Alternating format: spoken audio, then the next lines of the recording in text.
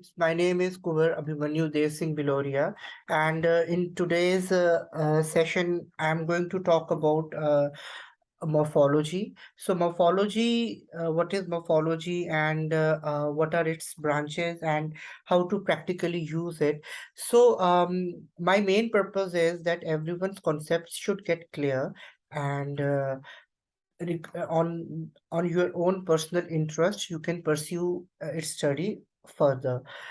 So I will help you with its definition, different form, then what is morphology tree, that is how to use it. So let's go ahead. So morphology. So as a morphology is the study of internal structure of the word. That is, what are the components or the constituents of the word. So the word morphology, if we break it, like let us do the morphology of the word morphology. If we break the word morphology, it is made up of morph and ology. Morph means shape or form, and ology means study of. So we also know, if we are from English background, we know that there is very famous novel. Think about who the author is. I'm not going to tell about the author. Metamorphosis. So in Metamorphosis also there is a word morph, in which we know that the protagonist body changes, the form of his body changes from a human to insect. So that is also, it has also the word morph in it. So we know that morphology has developed recent is one of the sub-disciplines of linguistics, and the term morphology was first used by a German linguist named as Augustus Schleicher in 1859. He used it for the first time, and in present scenario, we know that morphology has become the core part of linguistic study. So, as we know, morphology is the study of the constituents or the basic components of the word. So, what is a word? So, let us try to understand. A word is the smallest independent unit in a language that has a meaning of its own. That is, just the collection of few letters doesn't make a word. Collection of few letters, yes, but it should have a meaning of its own. Like Kootgl, it is a collection of letters, but it doesn't make a word because it doesn't have any meaning in language, in English language at least. I don't know about other languages, but if we have a word, a collection or a set of word arranged in a way that it gives us a meaning, like cup, C-U-P, we know it what it stands for. All right. So when we break the word further, that becomes a morpheme.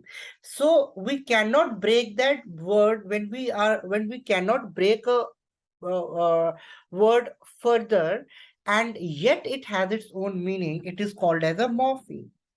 Now let us take an example. Like we use the word brighten. So bright is the root word, one word on which we have used a suffix called as n. All right. So the morphemes are of various types. Here I have enlisted them.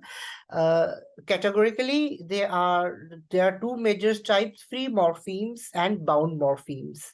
Now, free morphemes are further divided into lexical and functional morphemes, and bound morphemes are further categorized as derivational and inflectional or inflection morphemes. So let us go ahead with free morphemes. Now here we see what are free morphemes. Free morphemes, they can be uttered alone.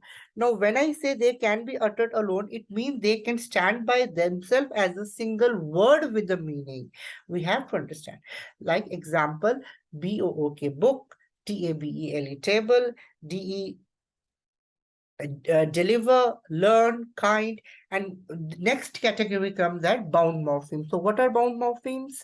They cannot be uttered alone. That means they are formed by attaching to other morphemes, like we attach prefixes or suffixes to it to give it a meaning. Now, what is a prefix and what is a suffix? Prefix is prefix or prefix is means which is attached pre to the word, that means before the word. Look here, we have the root word kind. We add a prefix to it, it becomes unkind. It is a prefix, but I'm focusing as prefix so that you understand. Pre means coming before it. So when we add a suffix NESS to the word, it becomes kindness. So bound morphemes, they are formed by attaching prefixes or suffixes to the free morphemes generally, or to the other morphemes. So here N, in the last example, we see EN. N is attached to light as a prefix, and a suffix, it becomes enlighten. And uh, it and ENN works as a suffix for bright, it becomes brighten. LY is a suffix as in quick, and it becomes quickly. And similarly, S is a suffix in eat, it becomes eats.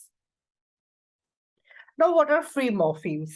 Free morphemes, we know they are of two types, lexical morphemes and functional morphemes. So let us see the first subcategory of free morphemes, that is lexical morphemes. They are usually free morphemes and they carry their own meaning. That means they have their own meaning. So usually they are nouns, adjectives, and words.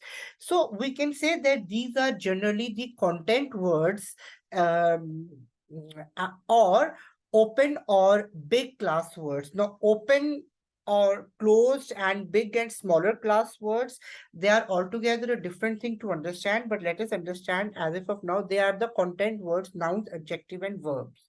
All right. Similarly, functional morphemes, they bring function into them. Now, what is them? These are the lexical morphemes. They help lexical morphemes to add details to their meaning. They add depth in their meaning, like conjunctions, prepositions, articles, pronouns, etc. So these are usually the structural words, and we can call them also closed or smaller uh, class of words also. All right, I think it is very easy to understand. Now, bound morphemes, here I have written that they are greater in number than inflection morpheme or inflectional morphemes. Why I'm saying so, you will understand it. Uh, Derivational morphemes are formed by adding prefixes and suffixes to a morpheme or to a word. So when we add a suffix, uh, there may be a change in word class. The word class means pad parichay. That means adjective can become a noun, or a noun can become an adjective. A noun can become a verb by adding suffixes. So generally this happens often, but often may I have written. Um, and in prefix, usually um, it doesn't happen very often. That means in suffix, there are more chances of happening. In prefixes, there is very less chance of happening. So let us see through example what I am trying to say. When I'm using a word alcohol, it is a name of a thing, it is a noun. So that means it's a word class, that is pad parichay, it's sangya or noun. And when we add icy to it, it becomes alcoholic, it becomes a quality of something, it becomes adjective. So the pad parichay or the word class changes from noun to adjective, from sangya to visheshan. Similarly, another word, as I have said, it may change, suffixes may change. Here we adding a suffix, but there is no change. Like friend is a noun and friendship is also a noun. So friend, when we add ship to it, a suffix to it, its word class, that is pad parichay, doesn't change. It remains it as a noun. And now cover, when we are adding prefix to it, verb, cover is a verb, and recover is also a verb. The word class is not changing. Similarly, for definite, we are adding a prefix in to it. So from definite, it turns into indefinite. It remains an adjective. There is no change in the word class. So what are inflectional morphemes? So yeah, here important point, they are greater in number. Now why they are greater in number? They, because there is a chance of new word formation. It is very much possible in derivational morphemes, because by adding the prefix or the suffix, we can form new words, coin new words, which is happening today a lot. Similarly, inflection morpheme, there is no practical chance of making a new word, because certainly their main purpose is to serve the grammatical purpose. So new words are not formed, because we know generally mm, they, when we make a word, we make an inflectional morpheme. When we make an inflectional morpheme, we only add suffix to it, and there is no change in the meaning of it. Like they come from the derivational morpheme. This is something important. Now, in the following sentences, play is the root word or the derivational morpheme. Okay, now we are adding s to it, ing to it, and ed to it. So uh, to the root word s, ing, and ed, there is no change in the meaning. The word play, khelna, it remains khelna only. The only thing changes is the time or the tense in the sentence. So when we talk about inflection morpheme, once again, inflection morpheme, it serves only the grammatical purpose. It helps us to understand the change in the tense.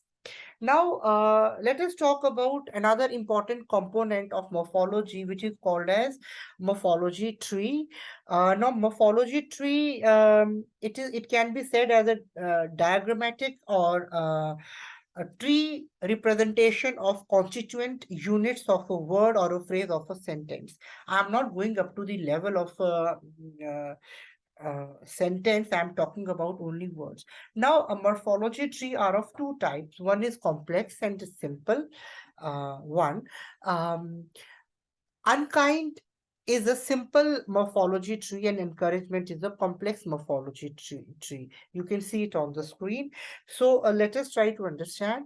When we break the word unkind, become the prefix and adjective uh, kind. When we join them, it makes an adjective. Similarly, when we talk of the morphology tree of encouragement, it is a complex tree because it involves various components, and some components form one word class, mm, and then they are added to form another word class. So encouragement, encouragement is broken into n, which works as a prefix, and the prefix and root word is courage, and then ment suffix is added to it.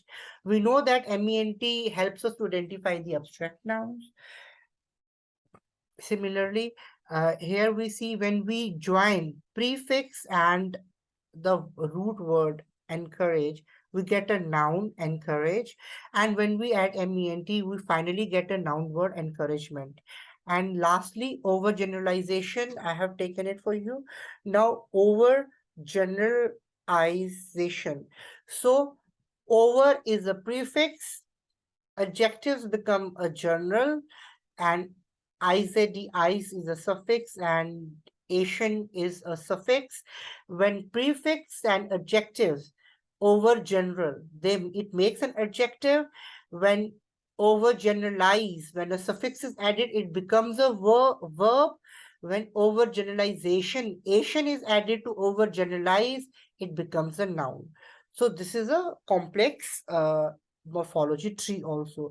This is all I have to talk about. If you want to ask anything to me, you are free to call me on 788-995-8993. This is Abhimanyu Singh Billawaria signing off. Thank you. I hope that you liked it.